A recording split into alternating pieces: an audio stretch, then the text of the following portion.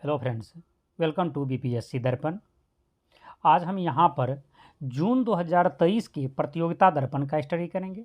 वहाँ पर मुख्य रूप से कुछ वन लाइनर करंट अफेयर्स का जो इस पूरी ही बुक का इस मंथ के जो जून मंथ 2023 के जो मंथ है का जो प्रतियोगिता दर्पण है उसके पूरी बुक का यह सार होगा, जहाँ पर हम लगभग 24 से 25 करंट अफेयर्स का स्टडी करेंगे जो वन लाइनर के फॉर्म में हैं।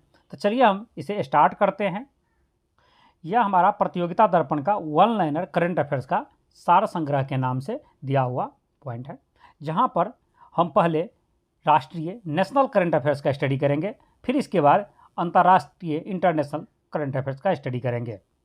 और यह वीडियो आपको मुख्य रूप से 69th बीपीएससी और बिहार में जो टीचर का एग्ज़ाम होने जा रहा है उनके लिए वेरी वेरी इंपॉर्टेंट है। वैसे आप जैसे कि जानते भी होंगे, प्रतियोगिता दर्पण जो भी आपके आने वाले एग्ज़ाम होगा उन सभी में करंट अफेयर्स में मुख्य रूप से very very important role play करेंगे।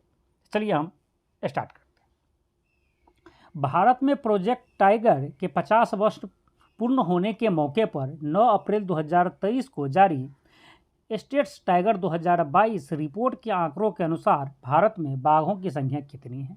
यह 3167 बाघ है टोटल प्रेजेंट में भी भारत में, जबकि पिछली जो काउंटिंग हुआ था वहाँ पर उससे 200 कम, मतलब 2967 है। 2967 2967 बाघ थी। मतलब 2018 और 2022 में जो काउंटिंग हुआ है तो 18 की अपेक्षा 2022 में 200 टोटल राउंड ऑफ में 200 बाघ इंक्रीज हुए हैं भारत में। ठीक, जैसे कि आप देख सकते हैं यहाँ पर कब कब जो है बाघों की जनगणना किया गया है भारत में। तो पहली बार यह 2006 में किया गया था, इसे याद रखेगा। लास्ट टाइम अभी किया गया 2022 में, जिसमें 3167 है, और 2018 में जो किया गया था जो 2967 है, जैसे कि मैं पहले बता चुका। और इस बीच में 2006 के बाद 2010 और 2014 में भी बाघों की जनगणना किया गया था, और 2006 में 1411 था। इससे ज़्यादा इस जो रिपोर्ट है स्टेट्स टाइगर रिजर्व रिपोर्ट 2022 से क्वेश्चन नहीं आ सकता। तो अब देखिए, पूरी मतलब पेज पढ़ने से, पूरी बुक पढ़ने से अच्छा है कि आप उसका एक सार यहाँ से पढ़ लें, जो आपके 69th बीपीएससी और खास करके जो बिहार टीचर के एग्जाम है वहाँ तो इनसे ज़्यादा नहीं पूछने वाला है आपसे। हैदराबाद में CSIR national geophysical research institute के वैज्ञानिकों ने अप्रैल 2023 में किस जनपद में लाइट रेयर अर्थ एलिमेंट्स की मौजूदगी का पता लगाया है? यह है अनंतपुर, जो आंध्र प्रदेश में है। निर्वाचन आयोग ने अप्रैल 2023 में किस पार्टी को राष्ट्रीय पार्टी का दर्जा दिया है? तो यह आम आदमी पार्टी को राष्ट्रीय पार्टी का दर्जा दिया गया है। अभी प्रेजेंट में भारत में टोटल 6 राष्ट्रीय पार्टी। एक्चुअली आम आदमी को जिस समय दिया गया था उस समय टोटल बढ़ करके 9 हो गया था, लेकिन 3 पार्टी का राष्ट्रीय पार्टी का दर्जा खत्म कर दिया गया है, अब 9 है। तब ये भी इंपॉर्टेंट बनता है किन 3 पार्टियों का राष्ट्रीय पार्टी का दर्जा खत्म कर दिया गया है। तो जिसके नाम है राष्ट्रीय Congress party NCP, Trinamool Congress TMC जो ममता बनर्जी की पार्टी है, भारतीय कम्युनिस्ट पार्टी CPI को राष्ट्रीय पार्टी का दर्जा समाप्त कर दिया गया है। किस केंद्रीय सार्वजनिक क्षेत्र उद्यम निगम को 10 अप्रैल 2023 को मिनी रत्न श्रेणी 1 का स्तर प्रदान किया गया? मतलब मिनी रत्न के जो कंपनी होते हैं उनके में लिस्टेड कर दिया गया है। यह कंपनी है solar energy corporation of India limited, SECI।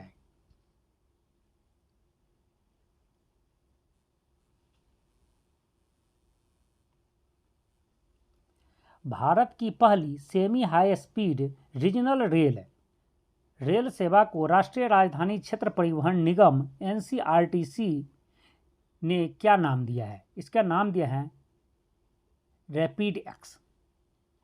Bharat का पहला railway regional rapid transit system corridor राष्ट्रीय राजधानी क्षेत्र दिल्ली में प्रमुख शहरी क्षेत्रों को जोड़ने के लिए तैयार किया जा रहा है। रैपिड एक्स इसी कॉरिडोर पर चलाए जाएंगे। आगे चलते हैं। भारतीय चुनाव आयोग ने चिराग पासवान की अध्यक्षता वाली किस पार्टी को नागालैंड में राज्य पार्टी के रूप में मान्यता प्रदान किया है अप्रैल 2023 में? तो चिराग पासवान की अध्यक्षता वाली जो पार्टी है यह है लोक जनशक्ति पार्टी, जो पहले रामविलास पासवान इनके अध्यक्ष थे, उनके देहांत के बाद यह बन चुके। जमुई के सांसद चिराग पासवान के नेतृत्व वाली पार्टी ने नागालैंड विधानसभा में 2 सीटें जीती, 8 निर्वाचन क्षेत्रों में उप विजेता रही। साथ ही पार्टी ने 8.6% से अधिक वोट हासिल किया, जिन सब के मद्देनज़र उसे राज्य पार्टी का दर्जा दिया गया है नागालैंड में। भारतीय अंतरिक्ष अनुसंधान संगठन इसरो ने पुनः प्रयोज्य प्रक्षेपण यान स्वायत्त लैंडिंग मिशन के तहत 2 अप्रैल 2023 को सफलतापूर्वक परीक्षण किया है। कहाँ से किया है? यह चित्रदुर्ग कर्नाटक से। पहली बार देश में किस नगर में कोई मेट्रो नदी के पानी के नीचे बनी सुरंग से होकर 22 अप्रैल 2023 को निकली? मतलब पहली बार देश में जो मेट्रो ट्रेन चली है नदी के बीच से चली है, नीचे नदी के अंदर में सुरंग बना करके, जो चारों साइड पानी है, बीच से नदी के अंदर में सुरंग से वहाँ से रेलवे को चलाया गया है, तो वह कलकत्ता मेट्रो ने किया है। सुरंग हुगली नदी से 13 मीटर और ज़मीन, देखो सुरंग जो है हुगली नदी तल से, मतलब हुगली नदी में बनाया गया है, तो नदी के तल से 13 मीटर और ज़मीन स्तर से 33 मीटर नीचे हैं। सुरंग को पार करने में करीब 45 सेकेंड का समय लगता है। यह सुरंग पूर्वी हिस्से में सॉल्ट लेक सेक्टर 5 से कवर करते हुए पश्चिम में हावड़ा मैदान तक नदी के किनारे तक जाती है।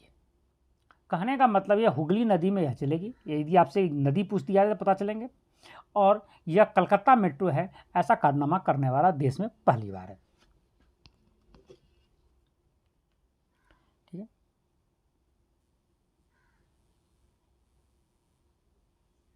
नेक्स्ट है, नई दिल्ली में किन प्रदेशों के बीच वर्षों से लंबित सीमा विवाद के निपटारे के लिए एक ऐतिहासिक समझौते पर हस्ताक्षर 20 अप्रैल 2023 को किए गए हैं?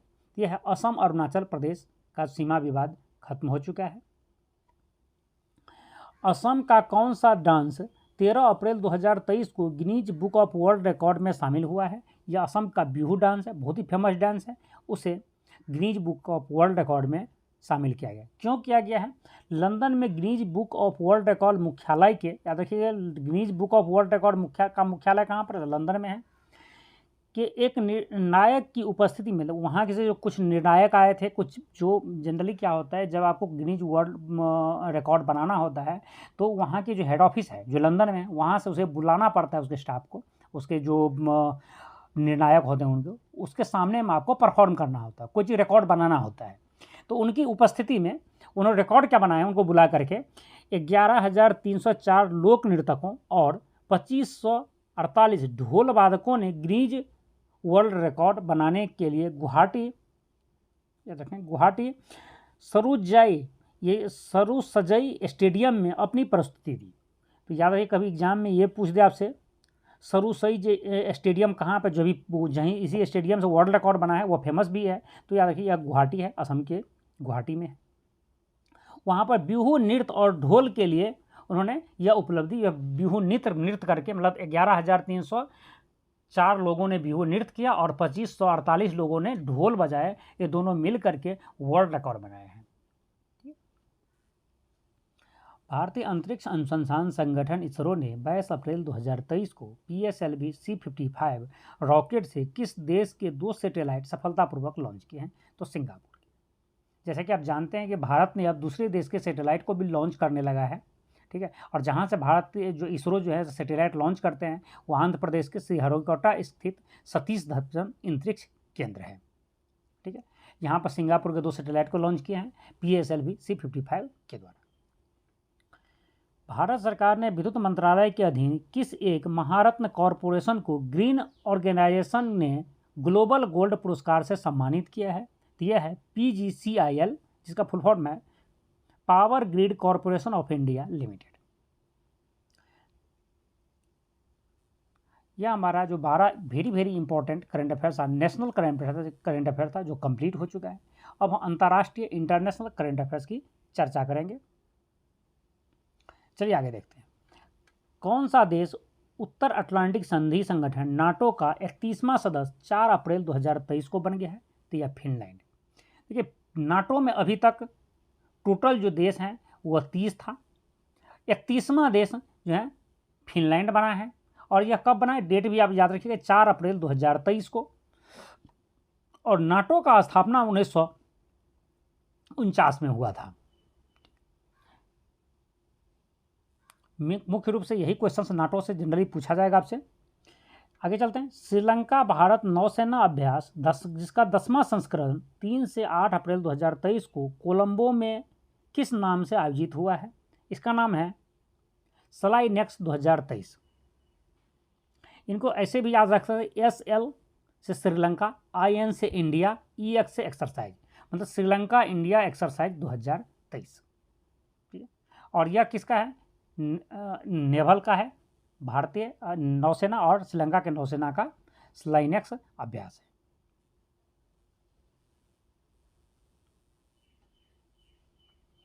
अंतर्राष्ट्रीय क्रिकेट परिषद ICC ने अक्टूबर-नवंबर 2023 में भारत की मेजबानी में होने वाले एक दिवसीय क्रिकेट विश्व कप के लिए 2 अप्रैल 2023 को आधिकारिक लोगो जारी किया, जिसमें क्रिकेट वर्ल्ड कप को किस रूप में दर्शाया गया है? नवरस के रूप में क्रिकेट वर्ल्ड कप को दर्शाया गया है। मतलब भारत में जो लोगो बना है क्रिकेट के, जिसको नवरस के रूप में दर्शाया गया है।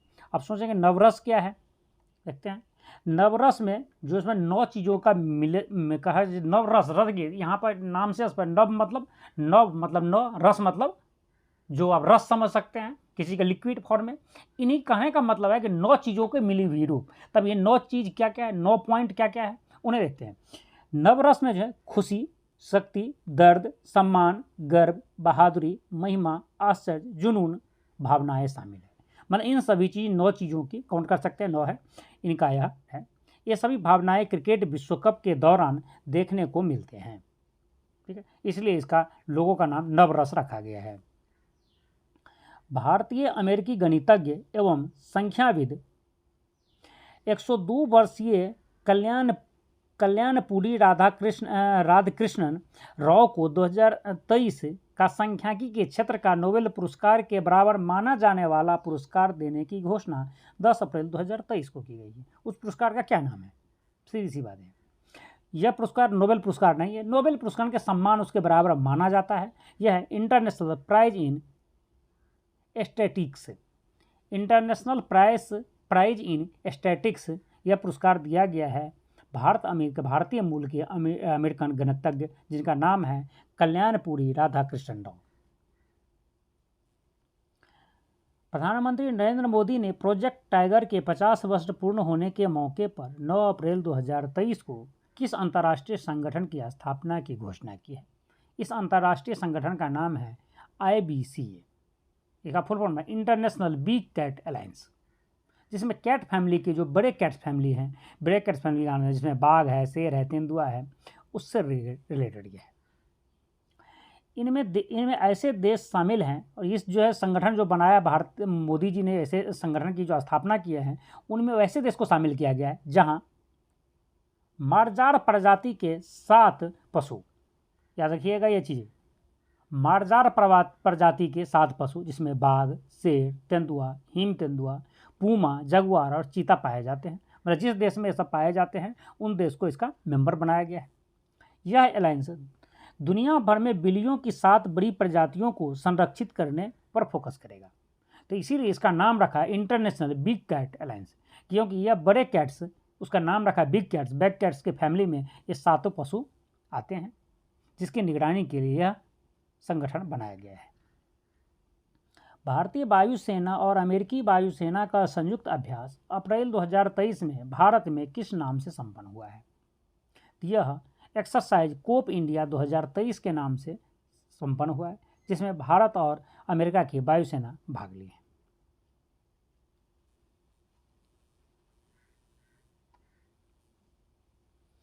अमेरिका ने फिलीपींस के साथ अब तक का सबसे बड़ा सैन्य अभ्यास किस नाम से दक्षिण चीन सागर में अप्रैल 2023 में किया है? और इसका नाम है बालिकान युद्धाभ्यास। बालिकान एक्सरसाइज, जो अमेरिका और फिलीपींस का सबसे बड़ा युद्धाभ्यास है और जिसे दक्षिण चीन सागर में किया गया है। और जैसा कि आप जानते भी होंगे, दक्षिण चीन सागर पर चाइना अपना अधिकार मानता है और यह चाइना कहता है कि दक्षिण चीन सागर हमारा है। बहुत दिनों से यह विवादित है।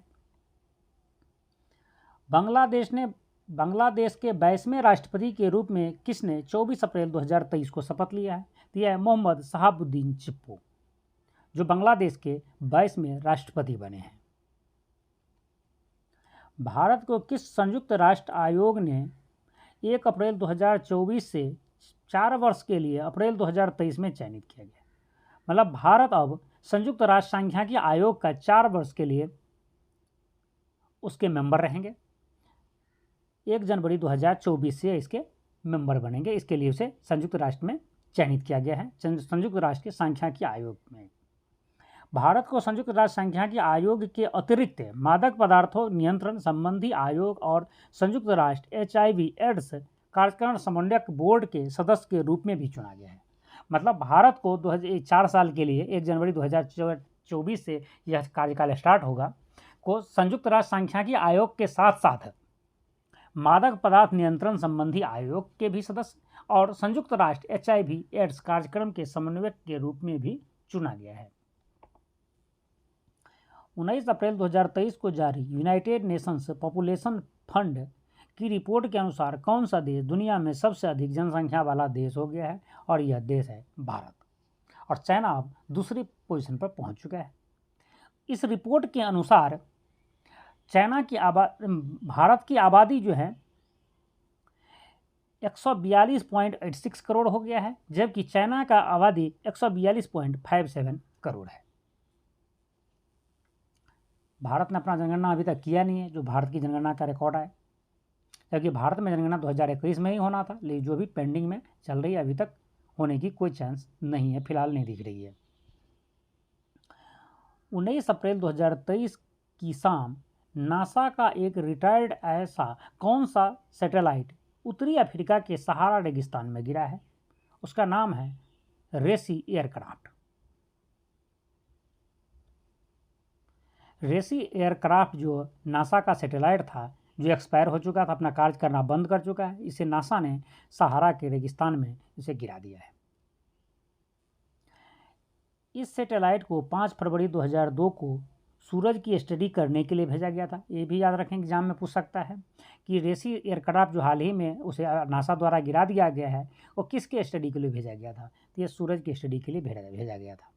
रेसी एयरक्राफ्ट का फुल फॉर्म है, रेसी जहाँ आप देख रहे हैं समय RHESSI, उसका फुल फॉर्म होता है Reuven Ramaty high energy solar spectroscopic image. 2 दिवसीय यूरोपीय संघ भारत विमानन शिखर सम्मेलन अप्रैल 2023 में कहाँ संपन्न हुआ है? तो यह नई दिल्ली में संपन्न हुआ है। यह हमारा जो इंटरनेशनल करंट अफेयर का पार्ट था, यह भी कंप्लीट हो चुका है। इसी तरह से हमारा नेशनल और इंटरनेशनल दोनों ही टाइप के करंट अफेयर्स जो जून 2023 के प्रतियोगिता दर्पण का सार था, जो कंप्लीट हुआ है। यदि आप जून 2023 के करंट अफेयर्स नहीं पढ़े हैं तो इतना पढ़ करके भी आप एग्जाम में यहाँ से जो भी क्वेश्चन पूछेंगे उसे आप कवर कर सकते हैं। और यदि आपको इसका PDF चाहिए तो आप हमारे टेलीग्राम चैनल, जो सेम BPSC दर्पण के ही नाम से हैं, वहाँ से उसे डाउनलोड कर सकते हैं। इसका लिंक आपको डिस्क्रिप्शन बॉक्स और मैसेज बॉक्स में मिल जाएंगे, वहाँ से इसे आप डाउनलोड करके उसे रिवाइज कर सकते हैं, देख सकते हैं। साथ ही यदि आप इस चैनल पर नए हैं, पहली बार यह वीडियो देख रहे हैं, तो मैं आपको बता दूं, यहाँ पर प्रत्येक मंथ के प्रतियोगिता दर्पण और सामान्य ज्ञान दर्पण के 1 लाइनर, MCQ और डिस्क्रिप्टिव तीनों टाइप के ही करंट अफेयर्स मौजूद हैं। आप जा करके वहाँ फ्री में देख सकते हैं, कोई चार्ज नहीं है इसका। और यदि आप नए हैं, अभी भी इसे सब्सक्राइब नहीं किए हैं, तो अपने अगले एग्जाम की प्रिपरेशन के लिए आप हमारे साथ जुड़ते हैं, इसे सब्सक्राइब करते हैं, तो आपको अगले एग्जाम में बहुत ही ज़्यादा एडवांटेज मिलेगा। तो इस चैनल को अभी कभी सब्सक्राइब कर लें। जय हिंद।